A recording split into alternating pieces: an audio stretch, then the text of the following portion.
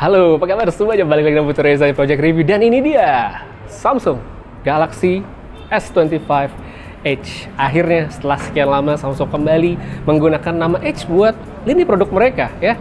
Cuma yang kali ini sedikit berbeda, soalnya biasanya kalau kita dengar kata Edge dari Samsung itu smartphone-nya ada layar curve ya, ada Note Edge, S6 Edge, X7, S7 Edge.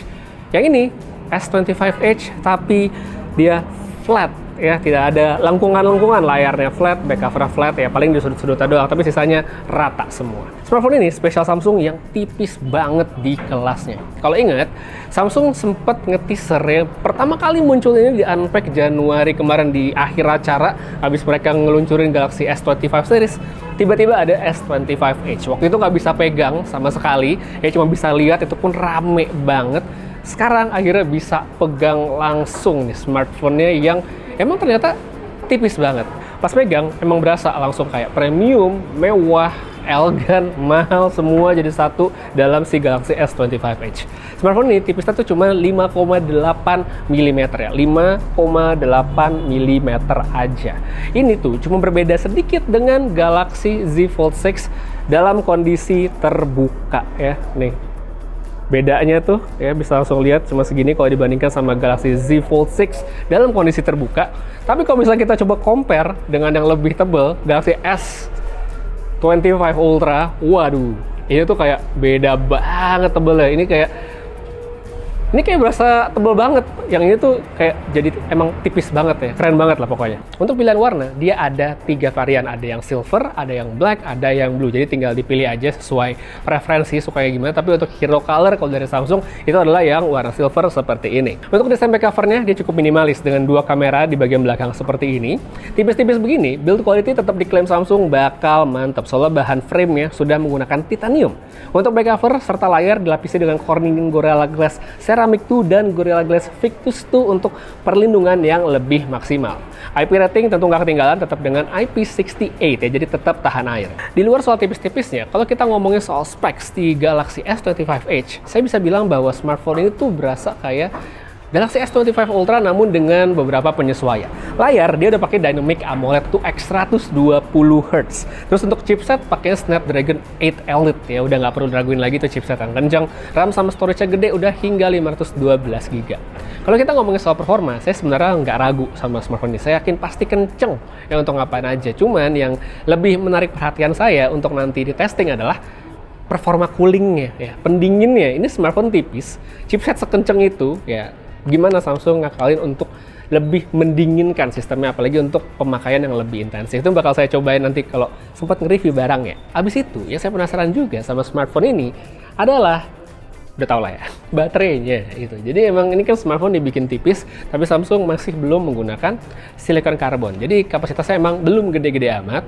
Samsung bilang sih cukup ya, karena mereka sudah melakukan berbagai macam optimize ya dari sistemnya, tapi tetap saya penasaran seberapa ngefek optimize itu pada pemakaian sehari-hari, entah yang semi-intensif dan juga intensif. Tetap nanti saya bakal bahas kalau udah nge-review barang ya. Semoga nanti bisa cepat nge-review. Habis itu kalau kita ngomongin buat software, ini juga salah satu highlight ya setiap produk Samsung. Ya kalau One UI terbaru sudah pasti ya, ini komplit dengan Now Bar, Now Brief dan segala macam sudah tersedia di sini. Untuk Galaxy AI juga tidak di-skip, ini udah full version seperti yang bisa kita dapetin di Galaxy S25 series lainnya. Jadi kayak object eraser, audio eraser, auto trim, itu semua udah bisa dipakai di Samsung Galaxy S25 Edge ya. Menu-menunya dari AI bisa langsung lihat seperti sekarang. Satu lagi kita ngomongin tentang kamera. Ini juga menarik sekali karena tipis-tipis begini Samsung ternyata bisa memasangkan resolusi yang besar di lensa utama, yaitu 200 megapiksel dan ditemani dengan lensa ultrawide 12 megapiksel. Ini menarik karena yaitu dia resolusi besar di smartphone yang tipis. Ini artinya Samsung bisa gitu masangin resolusi tinggi ya, resolusi yang gede di smartphone yang tipis. Apakah Fold berikutnya bakal dapat resolusi yang lebih gede? Harusnya bisa dong, ini aja bisa, masa Fold nggak bisa gitu kan. Untuk menu kamera kita bisa lihat ini udah style One UI 7 sekali ya, bisa lihat sini untuk perekaman video juga sudah sampai resolusi 8K, sudah tersedia untuk HDR dan juga perekaman dalam mode lock. Untuk sedikit sampel ya, ini dia dari pengambilan foto menggunakan Samsung Galaxy S25 Edge.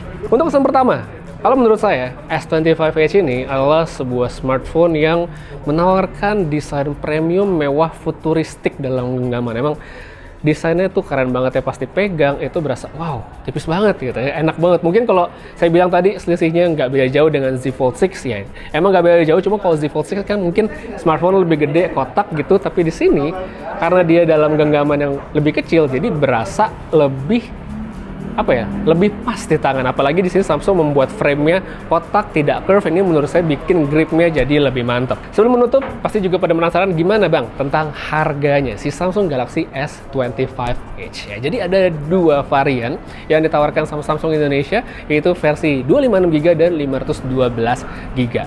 Untuk yang 256 itu nggak nyampe 20 juta, sedangkan yang 512 harganya di atas 20 juta lewat sedikit ya. Detailnya bisa langsung lihat di layar sekarang.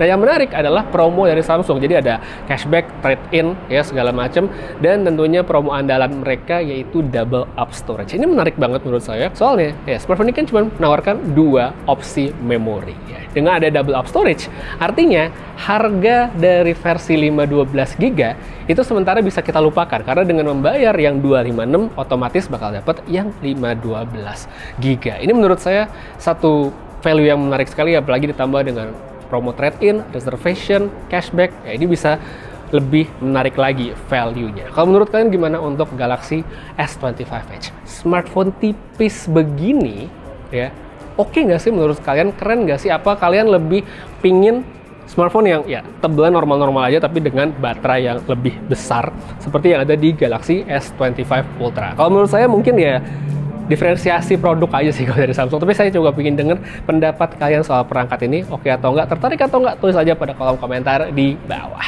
Untuk sekarang, kayak segitu aja dulu. Makasih banyak nonton sampai habis. Boleh di like, boleh di share, boleh dislike, apapun itu. Terza pamit, sampai ketemu lagi di video berikutnya. Dan seperti biasa, have a nice day.